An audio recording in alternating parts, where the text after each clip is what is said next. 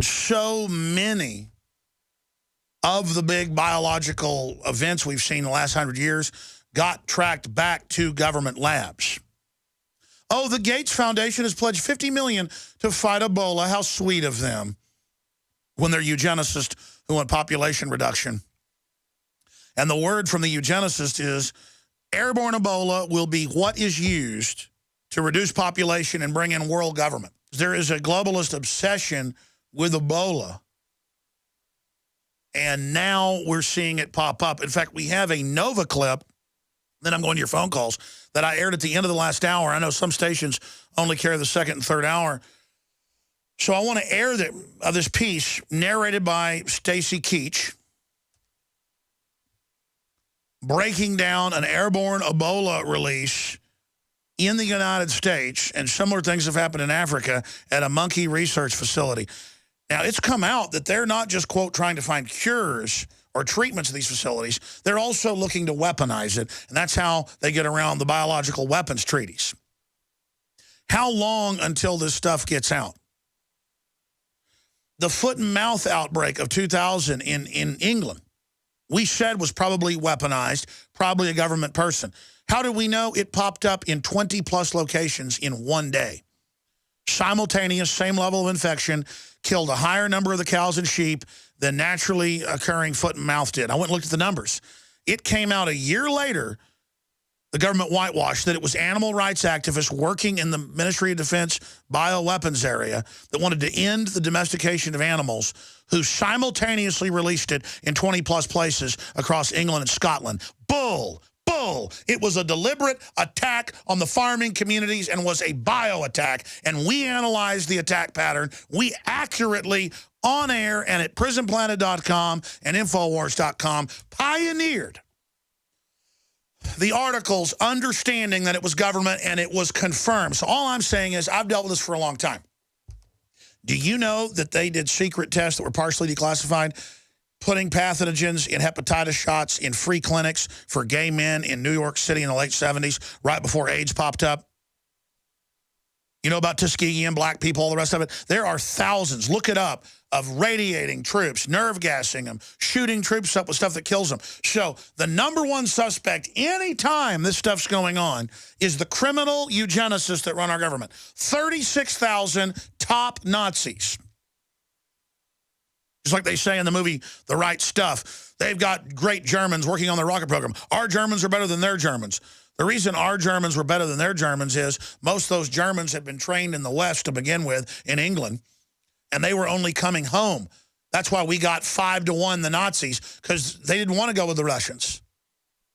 And I'm not blaming this on Nazis either. It shows the mindset of our elite. They took 36,000 top Nazis, engineers, rocket scientists, Gestapo, Klaus Barbie, you name it, to run everything. It's got to be half the new university research facilities from 1946 on are named after Nazis. The Goddard Space Center, the Werner von Braun Rocket Propulsion Lab, you know, on and on and on and on and on and on and on and on. We got the Plum Island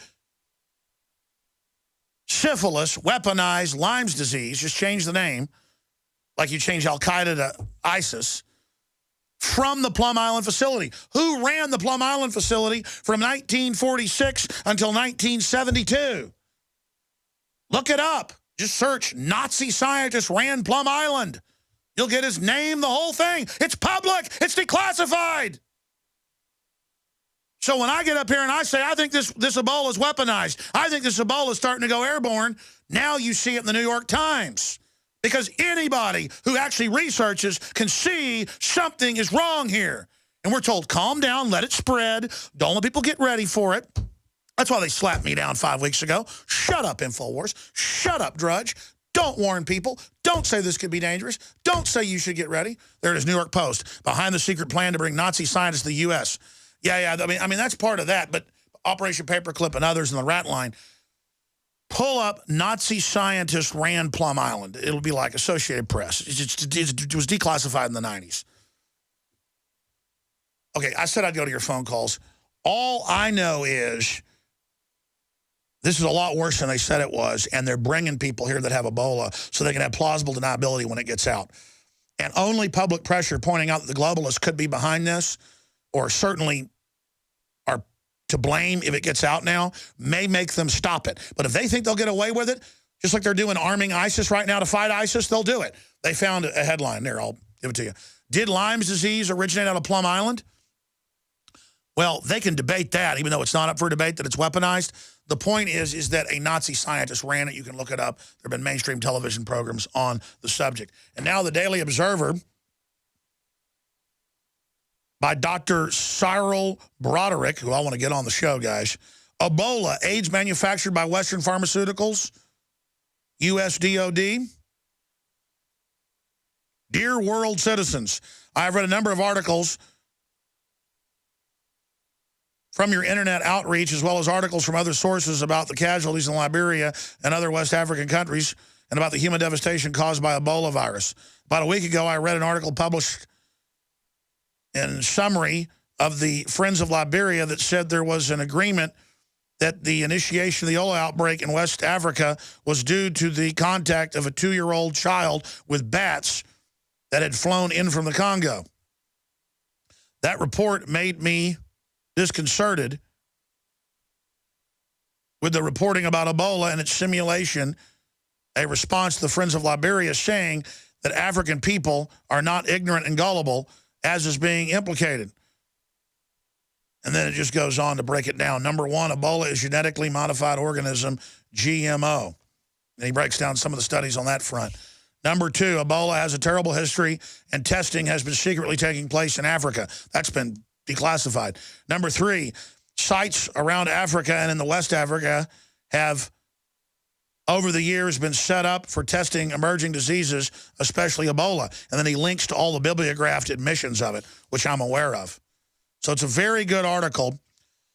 Professor Broderick is a former professor of plant biology at the University of Liberia's College of Agriculture and Forestry.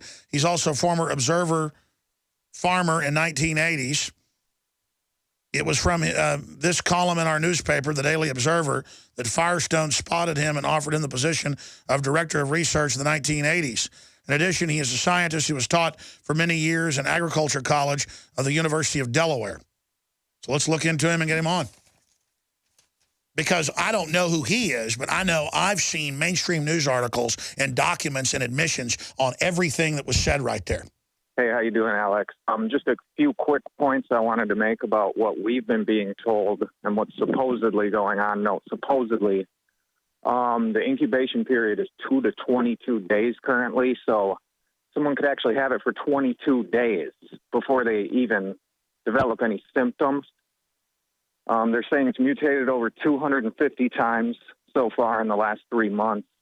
And I kind of wanted to go with the immunity discussion on this as well. Stem cells are what we call hemocytoblasts.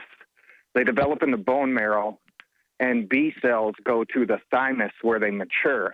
And this develops our antibodies. And what they're saying right now is you can use the blood of people who have recovered to treat people, and it's partially true. You can use the blood and their antibodies will work. But the thing they're not telling anyone is that it won't make anyone immune. You would have to continue taking the blood. Interesting. So as soon as those antibodies run out, the virus continues to regenerate. Correct. I mean, you could become cured of it, but you wouldn't become immune if you were exposed to it again. What are the theories? What are the theories around the medical people about why it's so much worse this time, and how bad it really is? I haven't heard too many theories about that yet. It is strange how it started this time, where the vector was actually in a large city instead of a small rural farming type population in the country. So it's kind of spreading backwards, which makes you think something else might be going on here. What do you think about this top German virologist that heads up one of the most respected virology facilities in the world Friday, coming out and saying it's really going to be 5 million that are going to die? Well, if you came into the United States, I mean, people here really are not educated on things like this. For instance, the safety precautions, there's usually 4 that we use. We use standard precaution, airborne precaution, droplet precaution, and contact precaution. Right now, they're telling us it's in the droplet precaution stage where it can spread 3 to 5 feet in saliva, mucous membranes, etc. Imagine Ebola getting into these hospitals with these super viruses in them. Who knows what could happen with that? And, of course, Africans have been around these type of viruses for a long time. They've got some herd immunity, I guess they would call it. I'm not a doctor, but just imagine if it gets into the West, it'll be like smallpox to the Indians.